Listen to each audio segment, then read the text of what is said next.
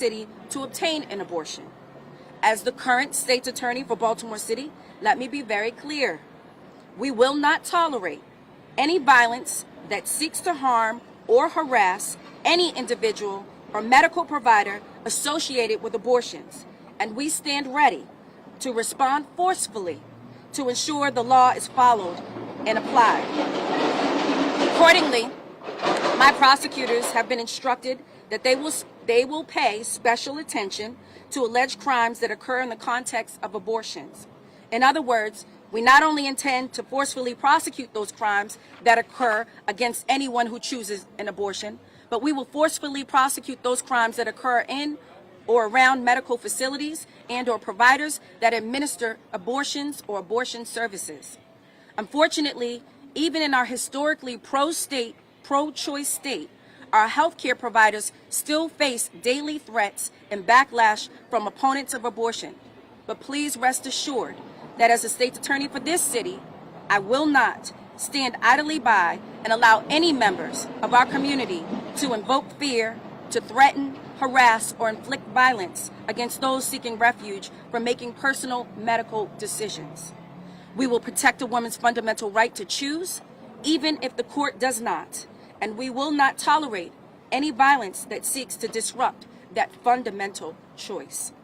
Much like Baltimore City Council, who recently took a stand to ensure a sanctuary city and unanimously approved a resolution to create a public fund that supports community-based organizations that are engaged in reproductive health care services, or even their most recent resolution asking for the Baltimore City Health Department to evaluate the influx of patients Baltimore City will see who are seeking abortion health care services, which includes individuals from marginalized racial and ethnic groups, as well as the LGBTQ community, to identify barriers and disparities in access to health care. Today, we stand unified, taking a stand. As your current state's attorney, I personally vow to protect the basic human right for all women to make informed choices about their own bodies, and providers who ensure this safe access. Before I end, I want to salute the leadership, the staff, and volunteers of Planned Parenthood, Baltimore Safe Haven, and the many advocacy organizations who are deeply committed to protecting a woman's right to choose and providing health care and support to women everywhere in this city and throughout this nation. You are remarkable people who serve with compassion, love, and respect. You and your work is valued and appreciated, and I'm honored to stand with you today and every day. You have the support of the Baltimore City State's Attorney's Office. I'll now turn it over to State's Attorney Aisha Braveboy. Thank you. Thank you very much. Good afternoon, everyone.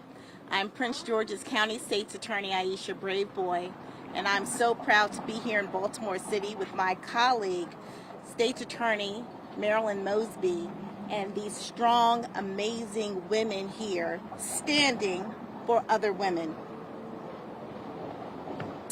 The impending Supreme Court decision on abortion rights is one of the most anticipated legal decisions in decades. Sadly, the future of our rights as women, our rights as women to choose, is at stake. Any day now, justices will rule on Dobbs versus Jackson's Women's Health Organization. The crux of the case is a law in Mississippi that would ban abortions after 15 weeks of pregnancy, except in medical emergencies and fetal abnormalities. The decision from the conservative-leaning Supreme Court could potentially overturn Roe versus Wade, paving the way for about half of the states in the Union to ban or heavily restrict abortions. That would be a blow to women's liberty and equality and our dignity. In Prince George's County, like here in Baltimore City, you are fortunate enough to have prosecutors who stand for women and stand for women's right to choose.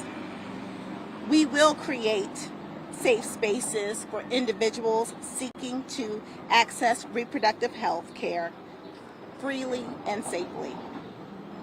My office will not prosecute individuals seeking to exercise their rights. However, we will prosecute individuals threatening to intimidate those who are seeking to exercise their basic rights as human beings, to make choices about their bodies and their health. The right to choose is not one to be taken lightly. We believe that we have a voice to speak because we live in a state that recognizes women's rights. And unfortunately, there are states across the union where women's rights, our dignity, our bodies are up for political discussions every single year. And because we're here in Maryland, we have to speak up for them too. So we're sending the message not only throughout the state of Maryland, but throughout the country, that State's Attorney Mosby and State's Attorney Braveboy will stand for women everywhere. This is a basic human right, and we're here to support all women everywhere. Thank you.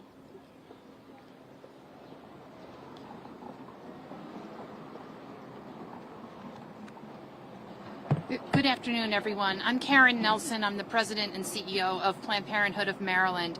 And this afternoon, I want to thank both of these states' attorneys for joining in protecting the rights of women and people who can become pregnant here in the state of Maryland. I'm proud to stand with these two women leaders who are here today, standing up for abortion access, and they're standing up.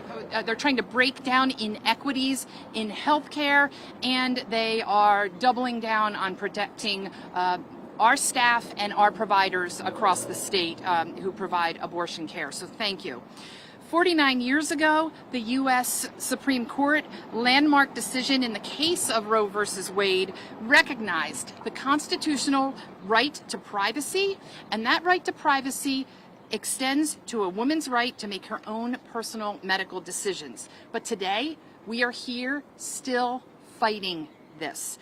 A single court ruling was never enough to protect abortion access, and now we are expecting to even lose this court ruling.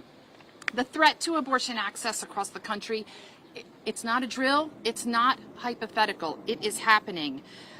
We are seeing it crushed right now at the federal level, and across the entire country, we are bracing ourselves for the most damaging setback to women's rights and to reproductive health care in the history of our country.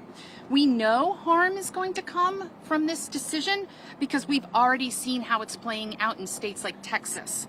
People who don't have access to the financial resources or to other support that they need to travel out of state, they are being forced to carry pregnancies or flee their state to get abortion care that they're seeking.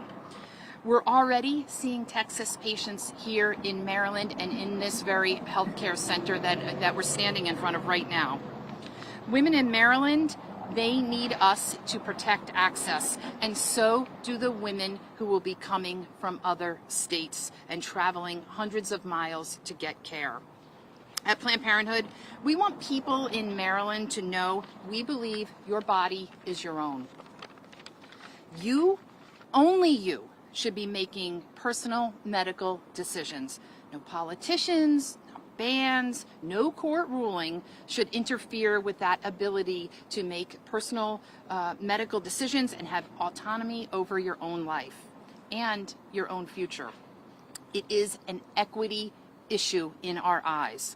So it's my honor to stand here with State's Attorneys Mosby and Braveboy as they stand up, send a clear message to allies and to antagonists that together we're going to support and protect reproductive rights in Maryland, and we're going to be here for all who seek care. This announcement ensures that Baltimore and Prince George's counties are safe spaces for people who are seeking abortion. And we appreciate the doubling down and the commitment to refrain from prosecuting patients and or healthcare providers for supporting this service. Planned Parenthood, we stand for care. We're going to continue to provide care here in Baltimore and here across the entire country, across the state of Maryland. And we will be here to help patients make decisions about their own bodies and their own futures. Thank you so much for your time today and for your interest in this. Any questions? I have a question for Ms. Nelson, if I could. Sure. Jumping down. Obviously, you've had to look at security probably throughout your entire existence. Are you making any actual plans now to sort of double down on security or protect doctors or just in anticipation of the line? The security of our staff and security for our patients has never not been an issue for Planned Parenthood. And we have a very robust security plan and program to ensure that we can keep our doors open and people can get health care here. So this is something that we are regularly work through and something that we continue to be concerned about. Just one follow-up. Has there been any discussion with the police department? I understand that you yourselves were saying you could get out-of-state people, protesters, others coming in. We see the outsiders come in. Does that raise it potentially to another level? I mean, just I think all aspects of our business, everything goes up exponentially because we're going to have additional people come here. So yes, we're concerned when volumes go up, every issue across the board increases. But without a doubt, anyone coming here seeking your services, you won't let protesters or someone else deny them. We do not let anyone who seeks services here gets care.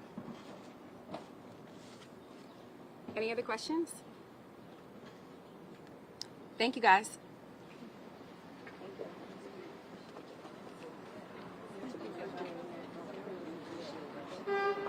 Thank you so much. You got our support. Okay. No, I feel it. I loved your words, and thank you. I am. Hey, I'm gonna tell Kiana Johnson.